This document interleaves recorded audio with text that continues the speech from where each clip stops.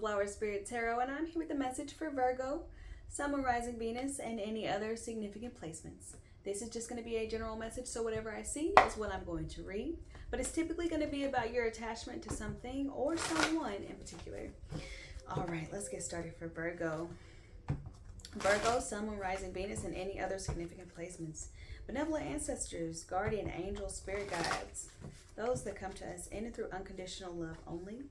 What are the messages that you have for Virgo at this time? From the time they view this video moving forward, what are the most important messages, predictions, and happenings to, for, from, about, and around Virgo? What do they need to know, see, and be? Oh, Lord, I have been shuffling like crazy all day. Let's get it together. All right, what do they need to know, see, and be aware of? If this is your first time watching one of my readings, welcome. I'm so happy to have you. Go ahead and click that subscribe button so you can become an official sunflower. To all my sunflowers out there, welcome back. I appreciate you guys giving me the opportunity to read for you and connect to your lovely energy. Virgo, Sun, Moon, Rising, Venus, and any other significant placements. Let's do a couple more and we'll get started because clearly I'm struggling, but it'll be okay. I'll make it. All right, one more. Virgo. Comfort, confirmation, or clarity, whatever Virgo needs at this time. Let's give it to him. Judgment at the bottom of the deck, a very serious energy, okay? If it becomes relevant, I will bring it up again, but it's probably going to set the tone for the whole reading. Let's see. Judgment is typically about making decisions and making final decisions, okay? Let's see here. 9 cards for Virgo, please, Spirit. The most important messages. All right, let's play it out. We got the Lovers opening the spread here. That's Gemini energy, the 7 of Swords, and the 6 of Cups. Okay, we got the 2 of Swords, the Fool, Aries energy. We got the 4 of Pentacles, the High Priestess. We got the King of Wands, masculine fire sign energy, Aries, Leo, Sagittarius, and the 10 of Wands ending the reading. We got the 5 of Cups as the overall energy here. Let's clarify this 5 of Cups. Before I get started, 5 of Cups for Virgo. Why is it the overall energy?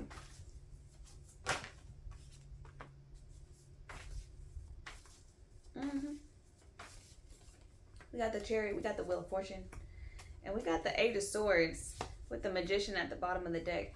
Okay, I'm going to open the reading by saying you're dealing with somebody, or you were in a relationship or a connection or even a situationship with somebody who was very manipulative towards you or is very manipulative towards you, okay? They want the benefits of being in your company, of being in connection and relationship to you without really offering you anything solid, okay? You also feel like you can't seem to do anything right in this relationship. Like you can't ever really read them, or you ever can't really get a sense of what they need from you so that you can meet that need. All the best Virgos that I know take a lot of pride in being great hosts, great friends, great lovers, great partners, okay? And I don't see you being any different. I just feel like with this person, the goalpost was always changing, okay?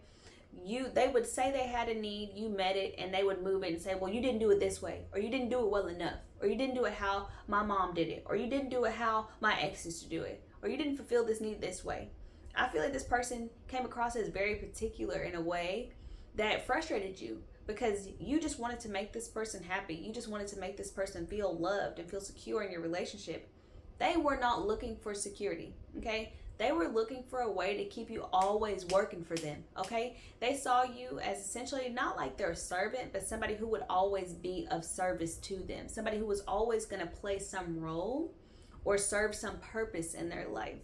This person doesn't necessarily see past their own nose. And what I mean by that is they're very much driven by their own desires, by their own goals, by their own passion, by their own lust, even in some cases. And I don't think that this person is always honest with you because they expect you to believe everything that they say, everything that comes out of their mouth. They think that you should treat it as the truth, as the only truth, and nothing but the truth, right?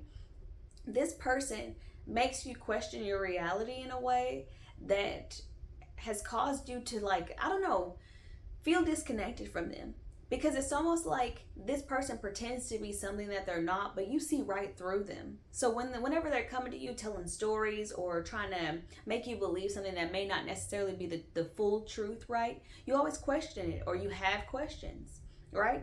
And that creates this tension between you because you can't let it ride. You can't just let this person think that they're getting over on you, right? It's like, look, I love you, but I'm not stupid. And they're like, well, why won't you be stupid for me? Okay? Because they feel like that's who you should be. They feel like you should be the person who just blindly trusts them and just lets them do whatever they want and run amok all over your heart, all over your feelings, all over your relationship.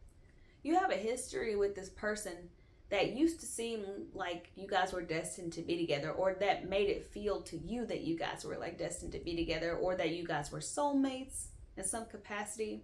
But now I feel like that your history together, your past together, potentially even having children with this person, feels like a burden. Because now it feels like you're tied to this person in a way that you'll never be free. You're tied to this person in a way that makes you feel like you'll never love anybody like you love this person. I think that you need to get out from underfoot. And what that means is you need to distance yourself from them. You need to get some space from them so that you can see things clearly. I think your intuition understands that, yeah, you may be connected on a spiritual level, on a soul level, on an energetic level, but you don't have to stay tied down and bound to this person for the rest of your life. Because it's going to be nothing but you guys butting heads. Because until this person treats you properly, until this person is always honest with you, until this person learns how to prioritize someone else's feelings, thoughts, desires, or goals above their own and work as a member of the team, they're never going to be compatible with you. I think you love their energy. You love this sense of authenticity that they have. They might be very charismatic or magnetic in a way. They might be really charming to other people. I see them coming through as very physically attractive, but I don't necessarily believe that they have been loyal to you the way you've been loyal to them. I don't think that they have given to you the way that you have given to them. I think there are so many qualities that they have that you would want in a partner, but the most important characteristics, the biggest parts of their character are not compatible with yours because it's not based in integrity. It's not based in truth. It's not based in love for another person or wanting to be of service, okay?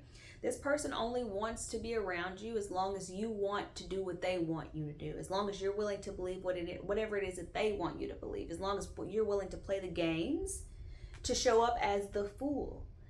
This is how they want you, okay? The fool is typically a positive card, but when it's aspected like this, it basically tells me that somebody wants you to be oblivious. They want you to be stupid for them. Okay, and now I'm not trying to insult your intelligence. I think you're a very intelligent person. And I think that's why y'all continue to bump heads. Because whenever they're telling you a lie or telling you something that you know is not the truth, especially in regards to your connection or your relationship with them, especially when they're trying to take advantage of you in some way, you're like, look, I can connect the dots. I'm not an idiot. And you are absolutely not.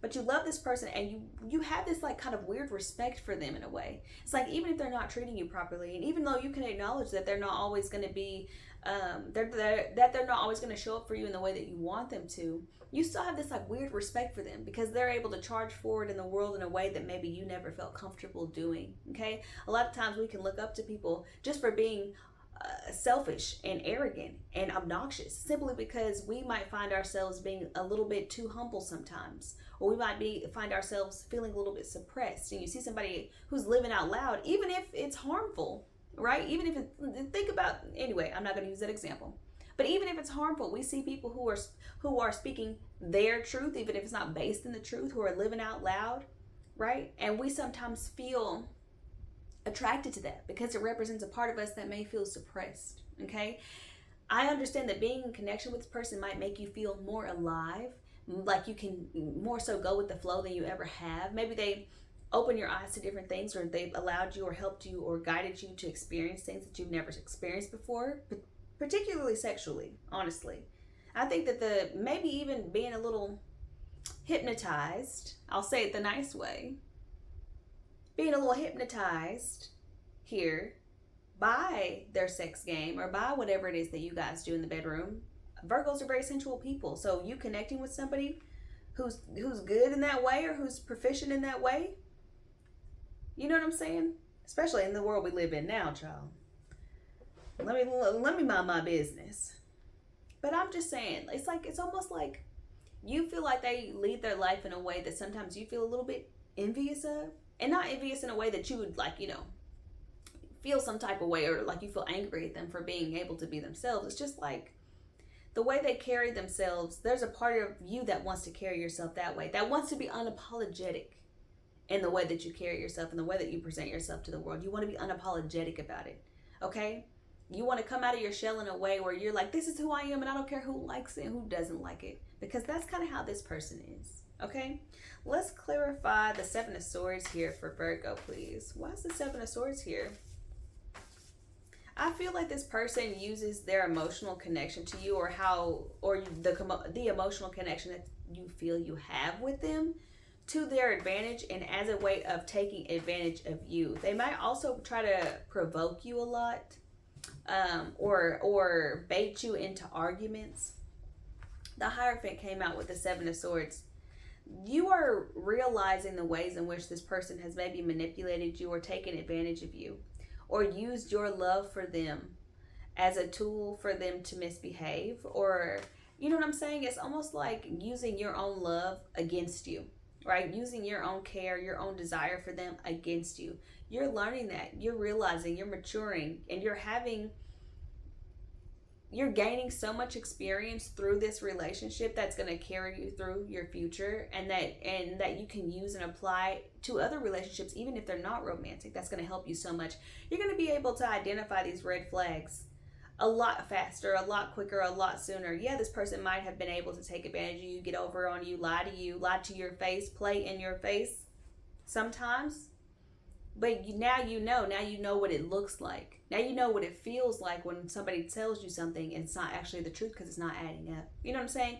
Now you can identify, now that you have been through these experiences, now that you have this experience under your belt, it's only going to help you as you go forward dating and things. And I wouldn't recommend that you date anyone until you are totally detoxed from this person, okay? Can I get one more for the Seven of Swords for Virgo, please? Yeah, Queen of Swords. You know that it's time for you to detach. You know when this person is lying to you. You know when this person is not being honest with you. And maybe in the beginning you didn't.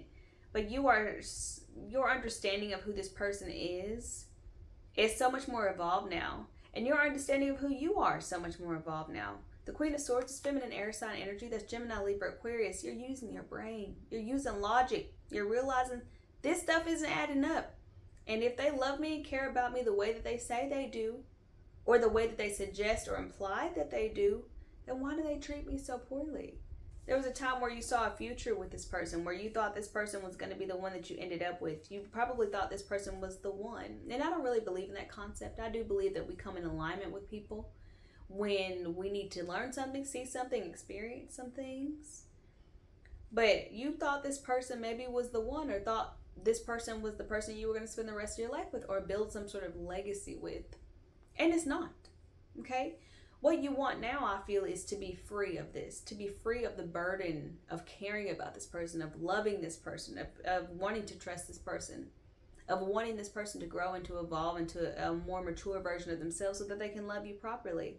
But they're not there yet, okay? And they're not going to do that until they're ready to do that, if they're ever ready to do that. Because some people don't ever change. Some people don't ever grow. Some people don't ever evolve. They got it so good operating exactly how they are right now, and they think that their luck is never going to run out. That's the kind of person that I think you're dealing with right now.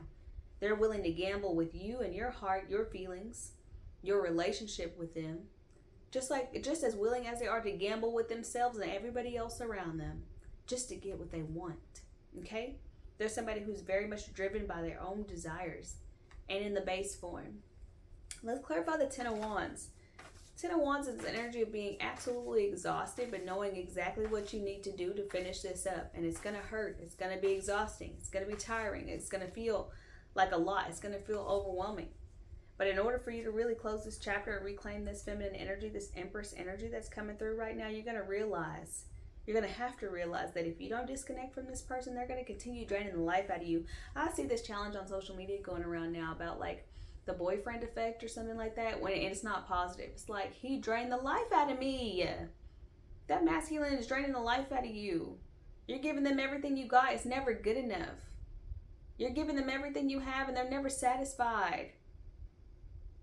You don't change for them, it's a problem. You do change for them, it's a problem. Right?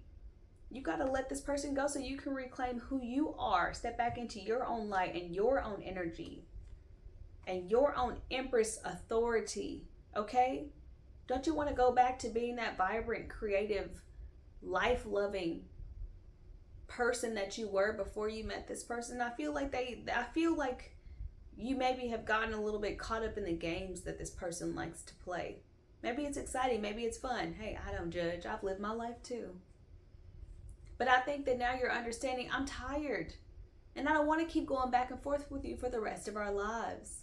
And now you understand that this person's probably not going to change, because I don't see you attempting to try and change them in any way. What I see you doing is coming to terms with the fact that you do feel very connected to this person in one way or another. And that it is going to be difficult for you to fully cut them off, but you understand that this is something that you have to do for your best and highest good. And in order for you to truly move forward, it's time to block, delete, okay? It's time to distance. It's time to isolate. And it's time to come back into your own inner knowing. This person knocks you out of being calibrated, out of being balanced, out of thinking clearly, by always creating mental and emotional chaos in your life. And you don't deserve that. This is what I have for you, Virgo. I hope this was helpful or enlightening in some way. Like, share, comment, subscribe, all that good stuff, and I will be with you next time.